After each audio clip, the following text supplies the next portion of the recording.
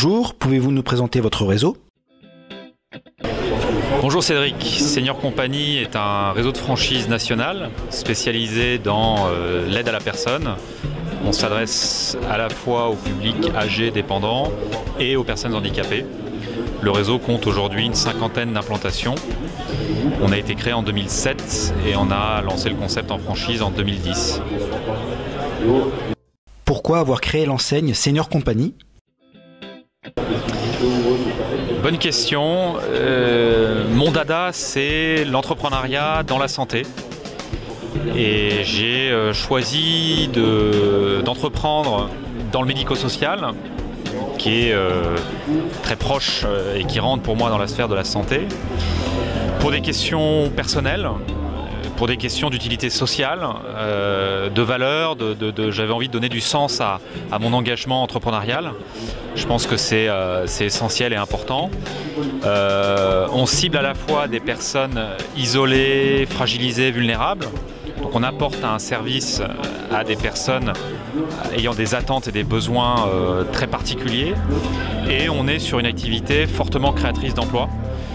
Et je ne me considère pas uniquement comme un acteur économique. Je pense que nous sommes, dans le maintien à domicile, des acteurs également sociaux et sociétaux, puisqu'on crée de l'emploi dans des métiers à forte utilité sociale.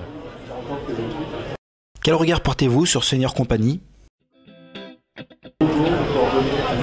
Quel regard je porte sur Senior Company ?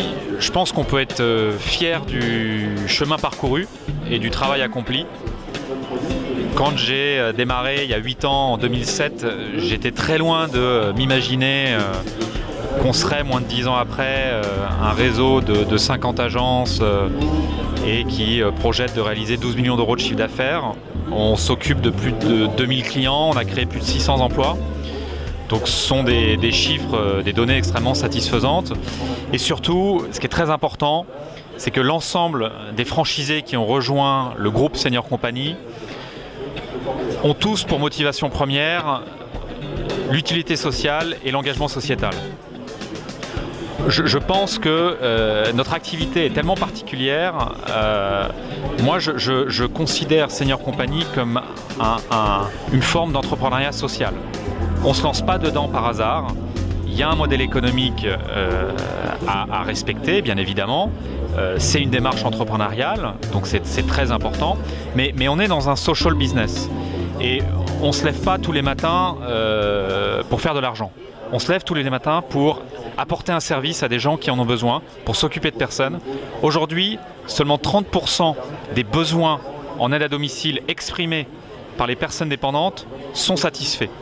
Donc ça veut dire qu'il y a énormément de besoins latents qui ne sont pas satisfaits, soit parce que les clients potentiels méconnaissent l'offre existante, ou soit parce que les personnes ne font pas confiance aux intervenants qu'on va leur envoyer à domicile. Puisqu'on rentre dans l'intimité des gens, on rentre au sein de leur domicile, on découvre souvent toutes leurs histoires de vie, toutes leurs histoires de famille. Donc c'est vraiment une activité particulière et on attache énormément d'importance à ce que l'ensemble de nos franchisés ait à minima un regard bienveillant sur les publics vulnérables dont on s'occupe. Qu'aimeriez-vous nous dire pour conclure cette interview ? Je suis engagé aujourd'hui avec Senior Company dans une démarche de long terme. J'ai des projets pour les 20 prochaines années, des projets extrêmement ambitieux. Je dirais que le premier défi que j'ai réussi à surmonter, ça a été la création et le développement de mon activité, du groupe. Et on est toujours en vie 8 ans après. Donc c'est extrêmement satisfaisant. Mais aujourd'hui, on souhaite consolider le développement du réseau en France, diversifier notre offre de services. On se rend compte qu'il y a énormément de besoins de personnes âgées ou de personnes handicapées à domicile qu'on pourrait adresser en élargissant notre offre de services et de produits. Je pense qu'il y a énormément de choses à faire sur la santé connectée à domicile. Ça fait partie de nos axes de diversification.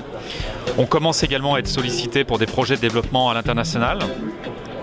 La problématique du vieillissement de la population et du handicap n'est pas spécifique à la France et touche l'ensemble des pays développés et aussi des pays sous-développés.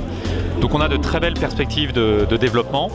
Et si j'avais un message à adresser, j'ai eu il y a 8 ans quelques doutes et quelques appréhensions à entreprendre et à me lancer dans la création d'entreprise. Et en fait, je pense que toutes les questions que je pouvais me poser étaient infondées. J'avais peur, j'avais une appréhension, je manquais d'argent, je ne suis pas issu d'une famille d'entrepreneurs, mais je pense que ce n'est pas les questions qu'il faut se poser. Est-ce que vous avez la niaque? Est-ce que vous êtes bosseur? Est-ce que vous croyez en vous et en vos chances de réussite? Si c'est le cas, je pense qu'il n'y a pas de question à se poser. Je pense qu'en dépit de tout le stress entrepreneurial que j'ai pu vivre ces dernières années, ma dose de plaisir que je prends à travailler et à développer mon projet est tellement plus élevée qu'elle compense tous les aléas que j'ai pu connaître. Merci.